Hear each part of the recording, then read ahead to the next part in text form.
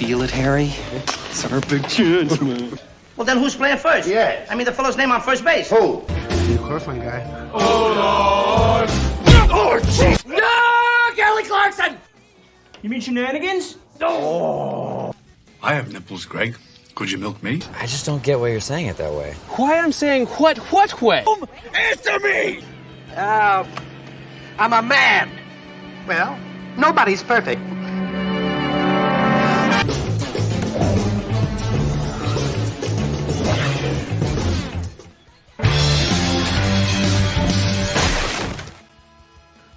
Hey, and we're live-ish, sort of. This is the 33rd edition of the Countdown, where me and a guest will count down something, usually involving movies, and this one does indeed involve movies. It's the top 10 movies, or at least our favorite movies of the year 1989. Nirvana, way before Nirvana, there was YouTube. I don't know. That song's the thing, right? I'm JPO, Jordan Purcell, your usual host of the show. Today's guest, Zachary Shelton. Zach, how are you? Good. This is the year I was born, so I thought this would be just a fun topic to discuss our top 10 movies of the year. It's a good year, not as good as 1990, represent, but 89 is pretty good. It was almost as good as 1990.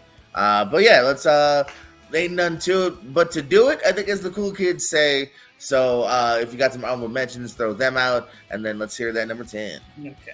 So my honorable mentions, we're going to go with Christmas Vacation, When Harry Met Sally, UHF, Uncle Buck, and Say Anything.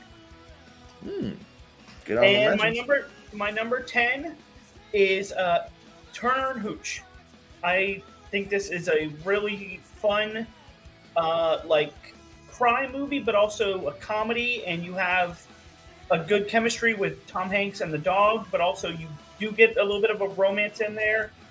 So for me, that's my number 10.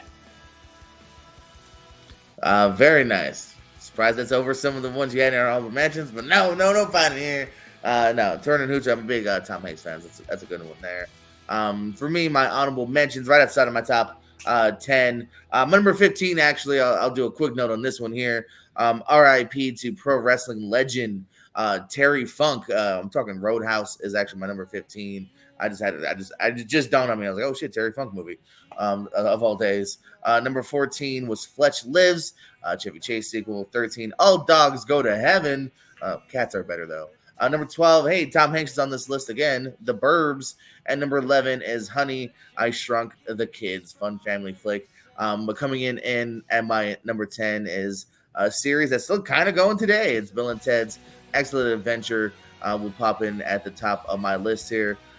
First time we get Keanu Reeves, Alex Winter, of course, speaking of great, late great people, the comedian George Carlin as well here. It's just a fun time, man. I mean, these are two likable doofuses who probably smoke way too much weed. Although, I don't know, do you see them smoke weed? I don't know. But they fetch all these fun people from past and times. And like I said, it's a delightful romp here. I think it still kind of holds up, too, if he's looking for something to kind of have fun with for a couple hours. So, number 10, Bill and Ted. Whoa, Excellent Adventure. What you got for number 9, Zachary?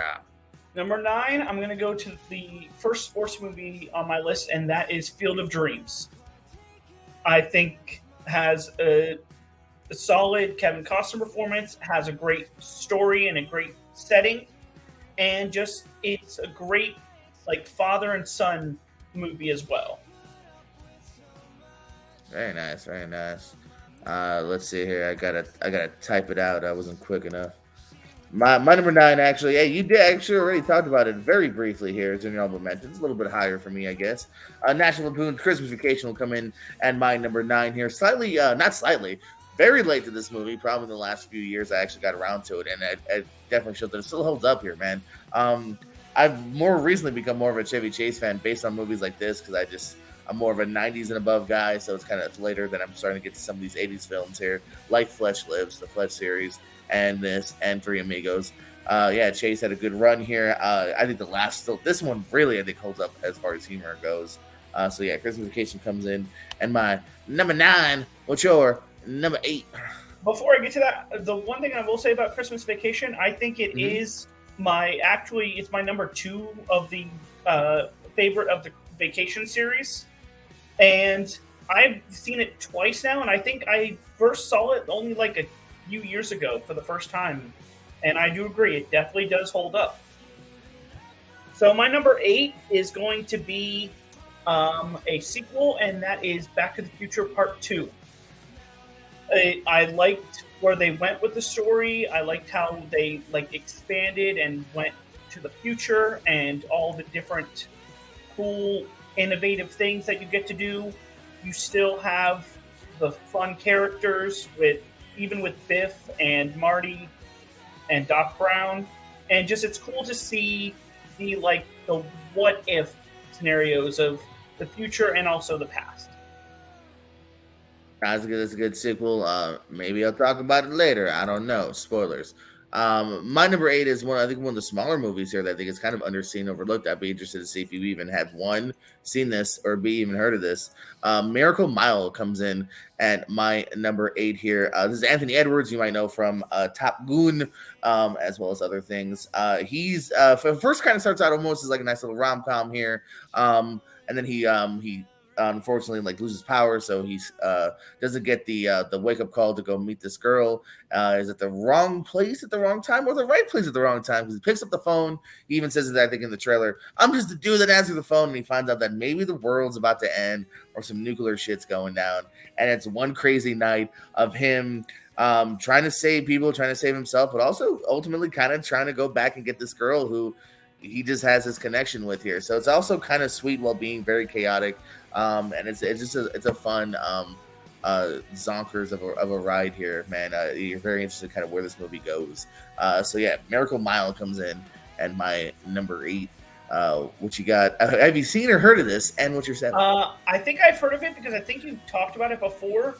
But now actually seeing part of it and hearing you more talk about it, it's going to be on my watch list now.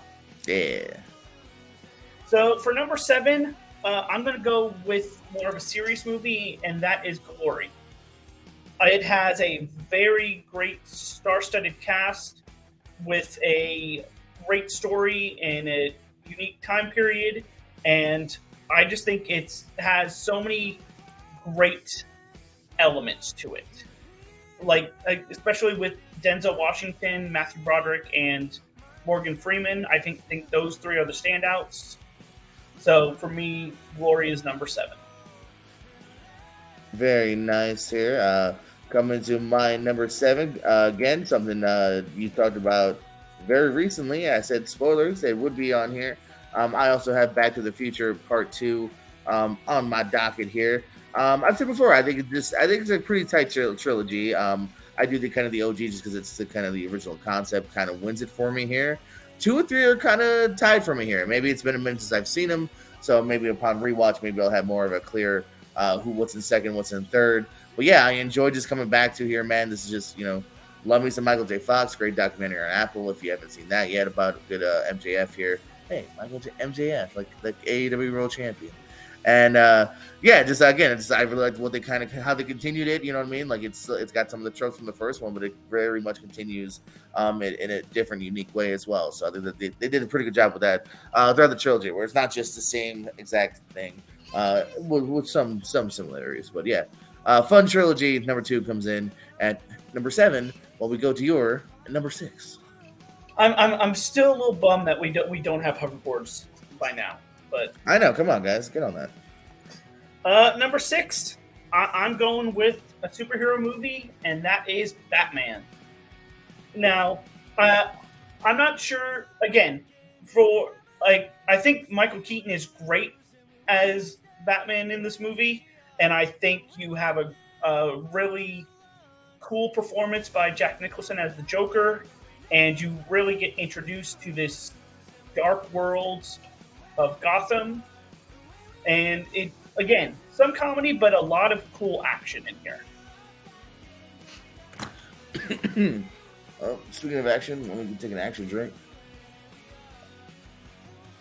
Arizona Fruit Punch, our sponsor, but not really. Good stuff there. Huge Batman fan. Number 6 for me. Continuing the twos And in fact, I got a couple twos on here. My next two is Ghostbusters 2. I feel some people slightly sleep on this one here. I still had a lot of fun. Again, kind of similar to Back to the Future, just getting to hang out with his cast again here. I think Bill Murray's got some great lines in this. I enjoyed the villain, the effects, everything here. I had a lot of fun. I think the first two are a lot of fun here.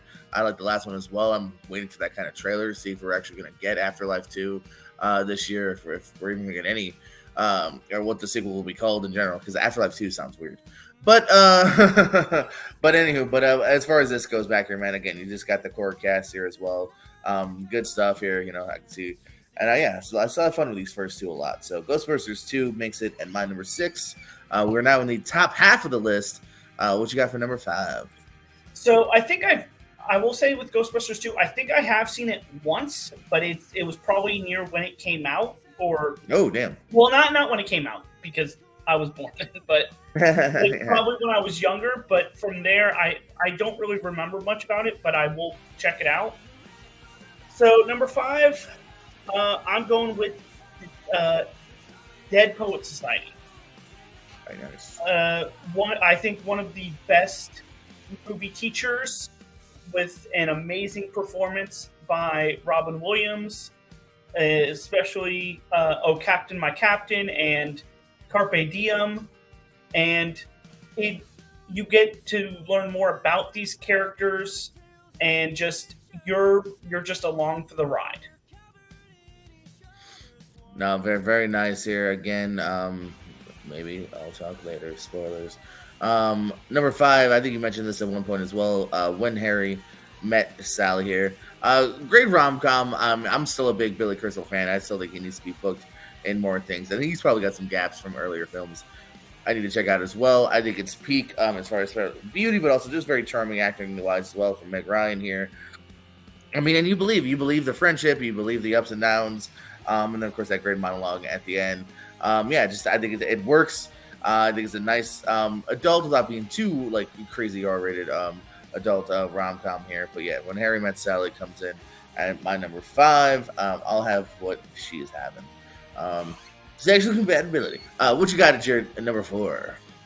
Number 4, I have what I believe to be one of Tom Cruise's best roles, and that is Born on the 4th of July. This movie is deep and intense, but I was hooked from start to finish. I think he gives a great, amazing performance, and it's just a solid movie. Nice. And this goes to show, by the way, speaking of watch list and everything here, yeah, you've actually got a couple on your list that I don't have on mine just because I have not seen them yet. That includes Glory and Born on the 4th of July. And actually, Field of Dreams, too. I probably shouldn't admit that. But this goes to show there's a lot of good stuff here in 1989. A couple things maybe you haven't seen, definitely a few I haven't seen here. Number 4, continuing the 2 train. Is it my last 2? Good. All right, it's my last 2 here. Diplomatic Immunity goes to Lethal Weapon 2. I hope I'm not doing recency bias because I actually am pretty recent to this franchise here.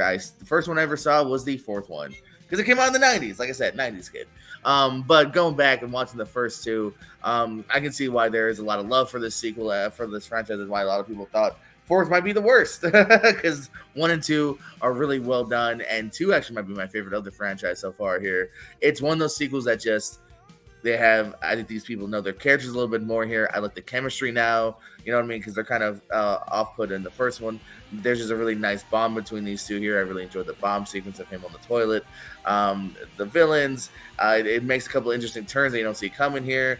Good action pieces here. And maybe a little too longish at some points, but yeah, a lot of fun and good. Like just the stakes are higher in the sequel here. Lethal Weapon Deuce.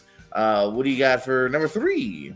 So I will go back to one thing that you said, and that was there's movies on your list that I haven't seen either, and one of them is Lethal Weapon 2. In this franchise, I've only seen the first one like once, but I want to get back to it, and I actually want to see the franchise, just haven't gotten around to it yet. So And number 3, I'm going with Indiana Jones and the Last Crusade.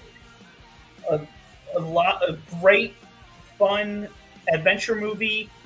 When you bring in Sean Connery, and that makes the movie even better. You get that great father-son bonding moments, and especially the crazy ending, and even the last shot of like riding off into the sunset. That was a great moment in the movie. I know down here, yeah, beloved franchise here, and I guess mine is kind of technically it's a franchise because there is some direct-to-DVD sequels and a remake, but I'm talking about the OG here. Little Mermaid, to me, kind of this is in that same line of Beauty and the Beast and Aladdin and Lion King, where it's just the peak late 80s, early 90s. Disney is my Disney here. Not always a musical guy, but I think when it works, it works. I think this is the kind of world that it lends itself very well. There's some, really sweet songs. There's some funny songs here. The side characters are fun here. The crab, little fish pal. I enjoyed the dad better in this one than I do in the new one here. Ursula is one of the great villains we've had in either Disney cartoons or just in general. And yeah, this movie's really good here. I think this is, again, same thing as Lion King, same thing as Aladdin. If you got to pick one, stick with the original. Little Mermaid is my number 3. What you got for your number 2? Okay, number 2.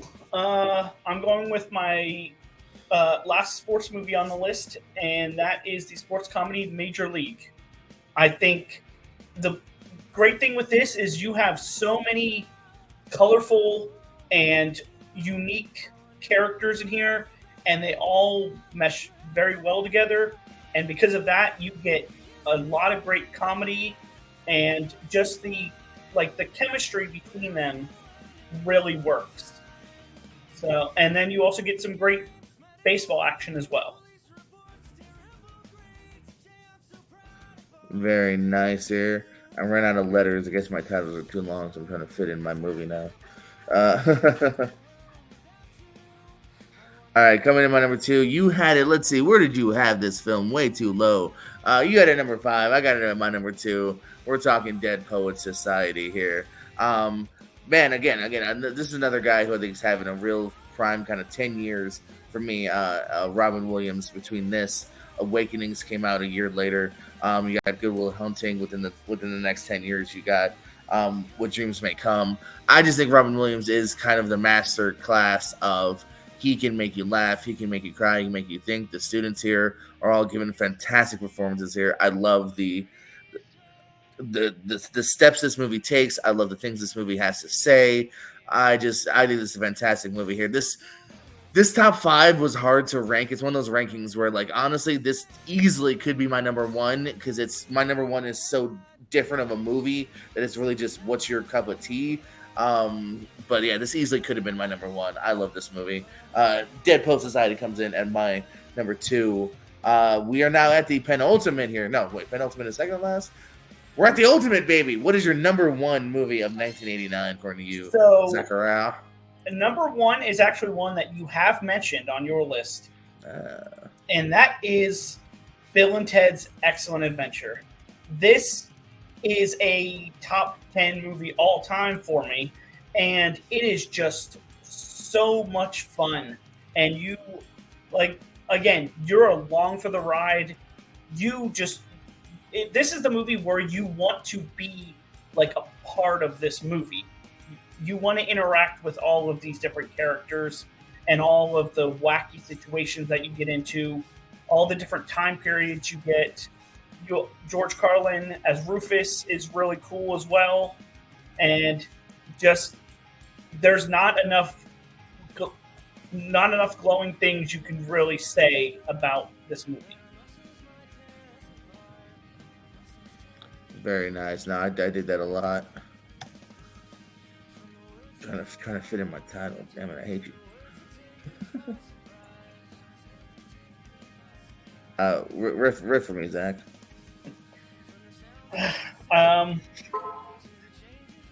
So I will say at least with Little Mermaid, I like the villain. and I think some of the songs are good.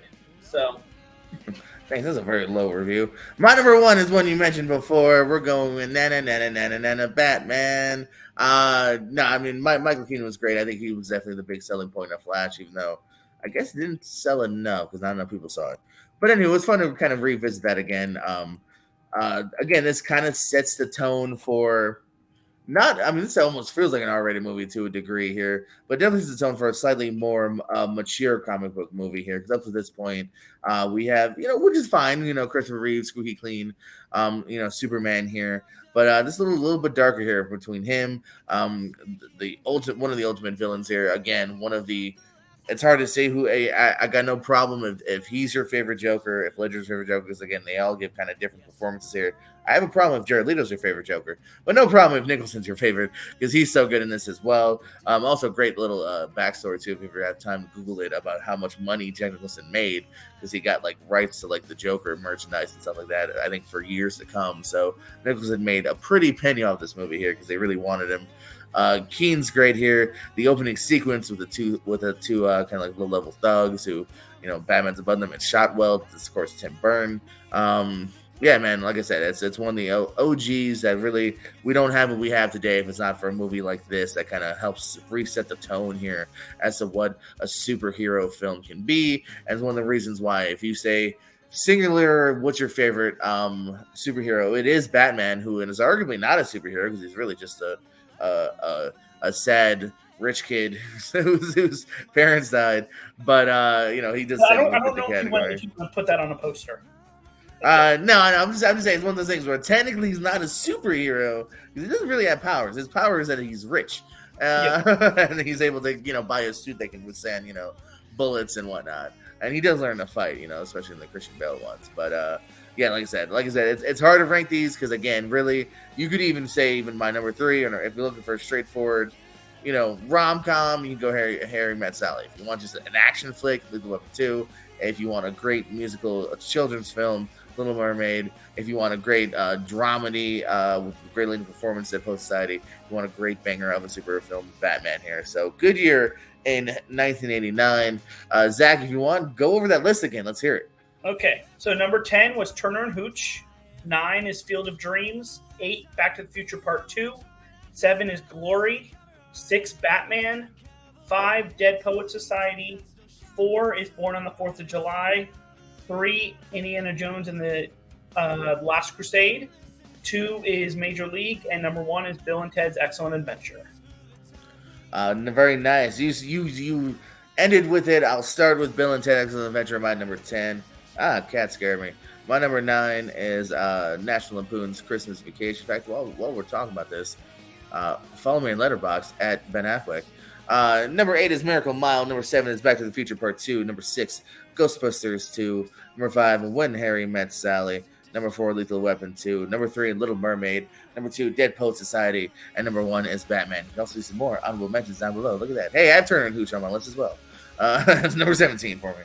So that was the year 1989 between me and Zach. If you disagree with our list, let us know respectfully, but let us know down below for sure what you think should have been higher, what should have been lower. What did we miss? It's like I said, every year you're going to have blind spots. I definitely had a few on his list that I just simply haven't seen. Even Major League is one I've just never gone to, even though I successfully debated it. No, wait, that hasn't aired yet. Maybe it will by the time this airs. Shit, I should edit this part out. I'm JPO. Zach, plugs, parting words.